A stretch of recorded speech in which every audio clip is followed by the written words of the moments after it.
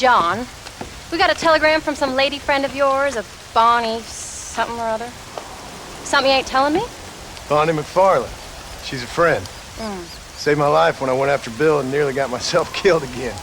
Oh, and now you two's in the habit of sending each other letters. How very nice. It weren't nothing like that. What's it say? I don't know. I can't... Well, you know I can't read. Give it here. You read that thing out loud? I ain't hiding nothing. Dear Mr. Marston, stop. Need corn sacks. Stop. Emergency. Stop. Weevils and moths ate entire county supply. Stop. Can you help? Not exactly the most romantic request, now is it? I guess not. She saved your life, you say? Yes, ma'am. Well, then you're gonna have to help her and her family out. We've got a plentiful supply of corn sacks over near the silo. About the one thing Uncle didn't manage to have stolen while we was gone. Okay. Hurry back, John. And John, what's she like? You know. A little bit like you, I guess. She's a woman in a man's world.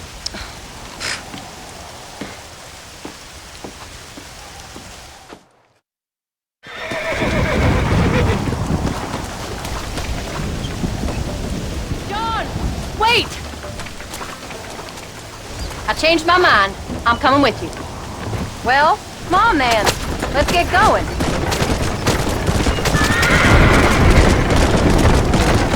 I don't think I can let you go off again without me. Fair enough. I'm glad of the company. You only had to ask. Ask? I was waiting for you to ask me. I thought you'd want to keep an eye on the boy. Oh, while you were off cavorting with cowgirls in the next county? I don't think so, John Marston. You only just got home. That Jack's seen enough of me for a lifetime. So, is she married? This Bonnie McFarland? No. What does she look like? I don't know. Pretty normal, I suppose. Normal? What? Normal like me? No. Normal as in 2 eyes, mouth, nose, that kind of normal. Besides, ain't no woman fine as you. A little flattery. Now we're finally getting somewhere. If you find yourself in a hole, the first thing to do is stop digging. Another pearl of wisdom from John Marston. I sure do miss those. I never took you for the jealous type, Abigail. I ain't jealous so much as curious. You heard what she wrote. It's just some corn. She saved my life, and she was decent enough to me, so I owe her this much at least. How did she save your life anyway? She found me half dead on the side of the road and took me to the doctor. Most folks would have left me there. Half dead from what? Bill didn't take so kindly to me visiting unannounced. Bill never did like surprises. How was he? Same as he was when we left. Angry and dumb. Taking his revenge out on the world. People down there was really scared of him. Of Bill? You gotta be kidding me. He was only grinding if he was afraid of dumb fools. Bill weren't so bad, but when Dutch went crazy, Bill took it hard. For a while, we all thought we'd found something right. Better way to live, but it was just a lie. So you saw before they did. Maybe. But they was still kind of a family. A family that left you for dead. You knew the truth, John, and they hated you for it. Where'd they take you? Who? Those government bastards. Where did they hold you and Jack? I ain't sure. They kept their eyes covered there and back. Can't have been too far from here, though. They treat you right? It ain't the first time I've had a gun to my head, John. You're forgetting your marriage proposal. Very fun.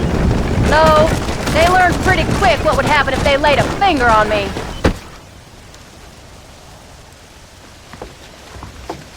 You came. Thank you so much. We lost the entire harvest. Miss McFarland, I'd like you to meet my wife, Abigail. Oh, ain't you quite the gentleman all of a sudden? It's a pleasure to meet you, Mrs. Marston. Likewise. Thank you for saving my husband's life, and for teaching the miserable goat some manners, among other things.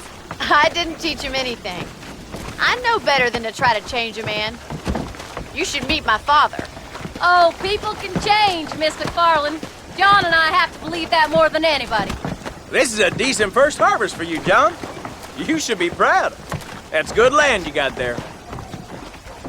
How are you feeling, Mrs. Marston? From what your husband told me, it must have been awful for you. I've been through worse, and I knew he'd be back before too long. He can't cook a meal to save his life. Abigail, in my darkest hours, when I was most homesick, just the thought of one of your rat meat stews kept me pushing forward. Well, about as amusing as a weeping saddle sore, ain't he, Mr. Farland? If you're gonna start yammering about women's work, John, I'd say you might be in the wrong company. I'd say so, too. I never felt so outnumbered.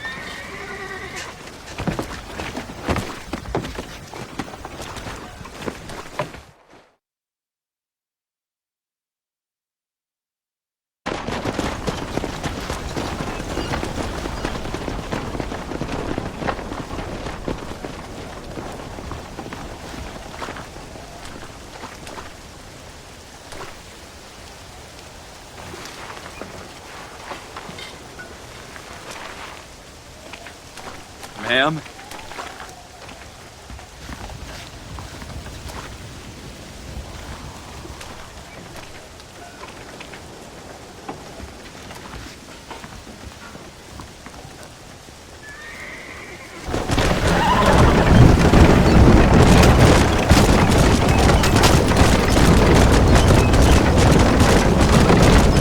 So that was the famous Bonnie.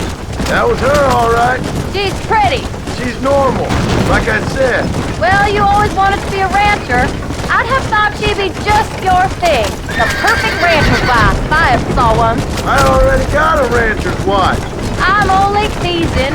I like her, and I'm glad she saved your life. Most of the time, anyway. The McFarlands are good people. She did blush better than a shepherd's sunset when she saw you, though. I have that effect on women.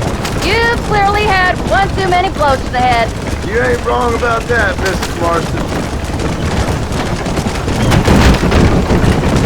That's quite a ranch they got there. That'll be us someday. As soon as we get back on our feet. I don't know, John. How many times can we start again? An outlaw and a working girl. We ain't exactly farmers. We are now. Forget that life. It's over. Do you really believe that? We have to. It's the only way we'll ever have a future. The life we led, that doesn't go away. It's never over. You think those government men are just gonna leave us alone now? The old gang's dead. I did what they asked. And that's it? A life of pride forgiven? We're back together, ain't we? Till they decide you owe them something else. Sometimes I think I was the stupid one for believing I could get out. Maybe Dutch, Bill, and Javier were just being honest with themselves. You ain't perfect, John, and I sure ain't. But you're better than they are. Than they were. Maybe we can't change. But we gotta try, for Jack's sake. Even if we have to start again 100 times. It's better than going back to what we were. How's Jack doing? Angry, upset. He's been through a lot. I hope he's gonna be alright. It's gonna take time. For a while, his world was safe. Normal, even. Then it got turned upside down again. He ain't saying much about it. I've tried to talk to him, but how do you explain any of it? What do you say when he asks about Uncle Bill and Uncle Dutch? They were family when he was a little boy. He hides away in those books of his. Wouldn't you? It ain't like the real world's done him many favors. He's just been kidnapped. He grew up with the gang. That's no life for a boy. We did our best to protect him. Come on, John. He saw things no boy should see.